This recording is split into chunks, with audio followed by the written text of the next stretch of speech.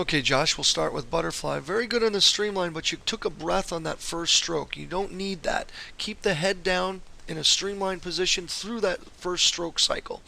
Staying with the head position here, it looks pretty good. Streamlined position when you're not breathing. We'll take a look at the kick here in slow motion. All right, you want to drive the kick down to the bottom of the pool just a little bit better.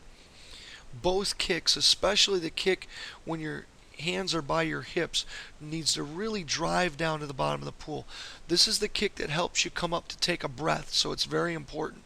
You've got a lot of air on your hands, and you're turning your hands upside down before your pull is complete. Flip those wrists to make sure you get the full pull, and then recover with your palms facing toward the ceiling. All right, we'll carry on with backstroke here.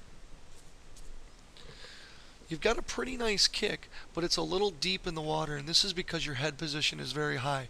Tilt your chin back, lie your head back in the water a little bit.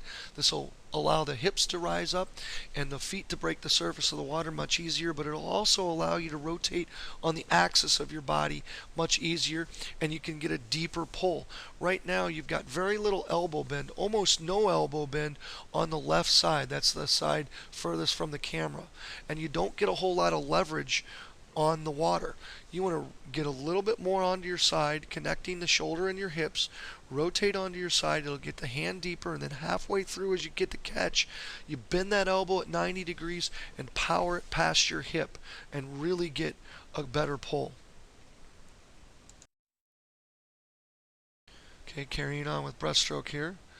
Very good on the underwater pull out. Maybe pushed off a little bit too deep, but that was pretty good. See if you can get your kick just a little bit wider when you kick out. You're bringing your heels up nicely. Turn the ankles out and try to kick out a little bit wider, and you can get a more powerful kick. You got a very narrow kick right now. Try not to get as much hip movement in that dolphin kick on the underwater pullout. You can see how it slowed you down there. Okay, you're recovering over the water with your hands, and the reason I don't like this is when your hands come up out over the water, your hips sink, and then they have to come back down, and you get this up-down motion. And we want to be going directly toward the opposite end of the pool as opposed to going up and down. And you can see you drive your hands down to at a 45-degree angle, and that's just inefficient. Okay, Josh, finishing with freestyle here. Excellent on the streamline, but you've got that 2-beat crossover kick.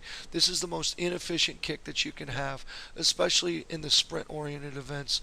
You need to have a 6-beat non-stop kick at all times. It's just so much faster, and the 2-beat kick just limits your range of motion on each kick when the ankles and calves hit each other.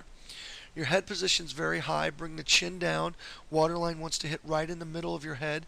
You're getting a nice pull with your left hand.